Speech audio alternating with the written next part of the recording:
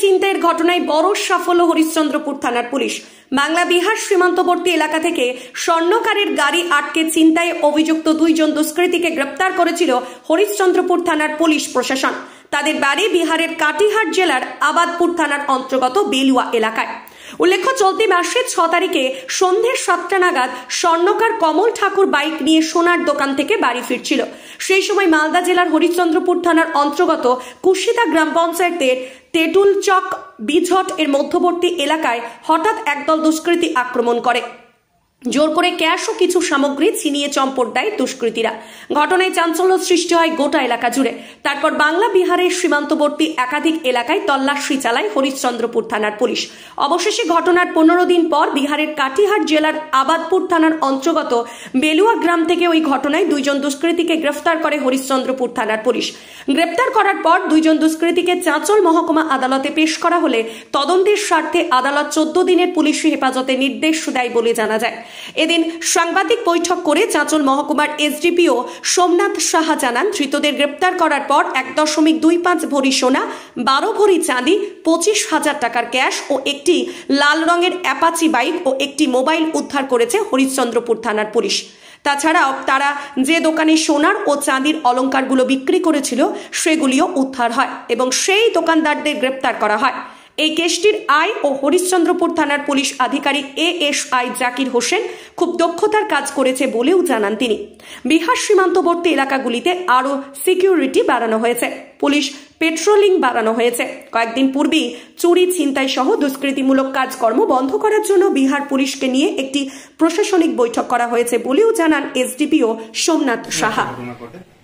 সেখানে কুচিদা গ্রামের এক ব্যক্তি তার সোনার দোকান আছে এবং সোনার দোকান বন্ধ করে সন্ধ্যে 7টার সময় যখন সে বাড়ি ফিরছিল, বাড়ি ফেরার সময় তেঁতুলতলা কবরস্থানের ওখানে তার নেচার কল হয় এবং সে বাইক স্ট্যান্ড করে সে পাশের মাঠে যখন দাঁড়ায় ওখানে, তখন কিছুজন ব্যক্তি তাকে ভয় দেখিয়ে তার বাইকের ডিকি থেকে 1.25 ভরি সোনার গয়না, 12 ভরি সিলভার গয়না, 25,000 টাকা ক্যাশ এবং একটি মোবাইল ফোন তার কাছ থেকে তাকে ভয় দেখিয়ে তার কাছ থেকে কেড়ে নেয়। এরপর থানাতে কমপ্লেন হয়। থানাতে কমপ্লেন হওয়ার পরে ইনভেস্টিগেশন শুরু হয়।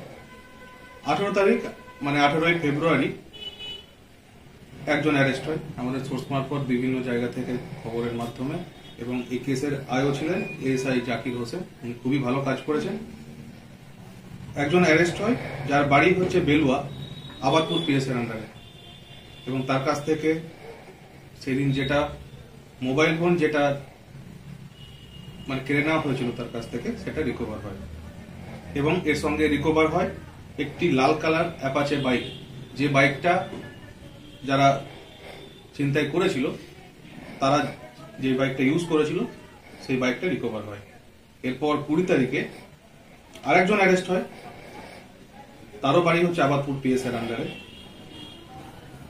এবং তাদেরকে জিজ্ঞাসাবাদের মাধ্যমে জানা যায় যে তারা 2টি সোনার দোকানে, যেগুলো বিহারে অবস্থিত, সেই সোনার দোকানে তারা যেগুলো গোল্ড অর্নামেন্ট এবং সিলভার অর্নামেন্ট যেগুলো চুরি গেছিল সেগুলো তারা ওখানে বিক্রি করে। তারপরে ওই দুটো দোকানকে আইডেন্টিফাই করা হয় এবং সেখান থেকে যা যা চুরি গেছিল, সোনার গয়না এবং সিলভার গয়না এবং ক্যাশ, সবকিছুই রিকভার হয়, এবং যেখানে তারা বিক্রি করেছিল তারাও অ্যারেস্ট হয়। এদের সঙ্গে স্যার আরো কেউ যুক্ত আছে বা এনারাই দুজনই? সেগুলো ইনভেস্টিগেশনের মাধ্যমে জানা যাবে, এবং যা মনে হচ্ছে আরো কেউ যুক্ত আছে। বলছি স্যার, এই যে বাংলা বিহার সীমান্তবর্তী এলাকায় চাঁচলে হরিশ্চন্দ্রপুর, স্যার এর জন্য আপনারা বিশেষ উদ্যোগ নিচ্ছেন যেন এইভাবে যেন আর না হয়? অবশ্যই, আমাদের তো পুলিশ টহল সবসময় থাকছে, প্লাস নাকা থাকছে, এবং night patrolling, evening patrolling, morning patrolling, সবসময় পুলিশ অ্যালার্ট আছে। প্লাস হচ্ছে বিহার পুলিশের সাথেও আমাদের কোঅর্ডিনেশন খুবই ভালো। কিছুদিন আগে একটা কোঅর্ডিনেশন মিটিংও হয়েছে বিহার পুলিশের সাথে।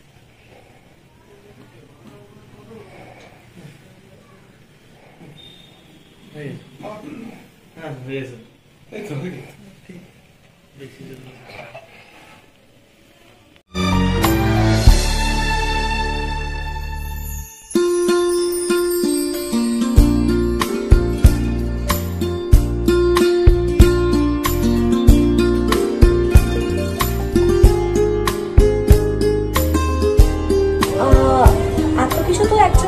দেখলাম, বলছি ধরো কখনো আসতে পারলাম না, কোনো অনলাইন অর্ডারের সিস্টেম আছে বা বাই ফোন কল? হ্যাঁ ম্যাম আছে। কিভাবে করবো? আপনি আমাদের বিলের মধ্যে কন্ট্যাক্ট নাম্বার দেওয়া থাকে, ওটাতে কল করে আপনি আমাদেরকে পার্সোনালি লেখাতে পারেন, আবার হোয়াটসঅ্যাপও করে দিতে পারেন ওই নাম্বারে। আচ্ছা। আর নিজে কিনেও এখানে আবার হোম ডেলিভারিও করা। ডেলিভারি চার্জ কি ফ্রি? হ্যাঁ একদম ফ্রি, এনি অ্যামাউন্ট, মানে বাড়িতে বসে ফোন করে বললেও ফ্রি?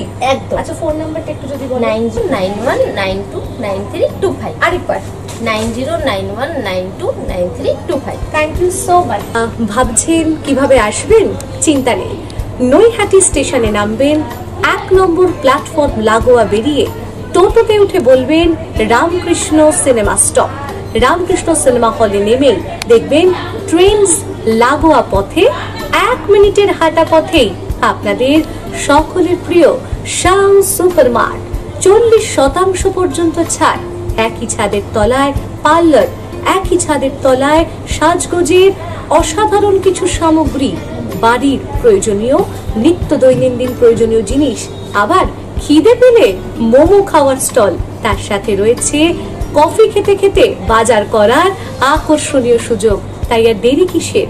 দেরি না করে চটপট চলে আসুন শাও সুপারমার্ট।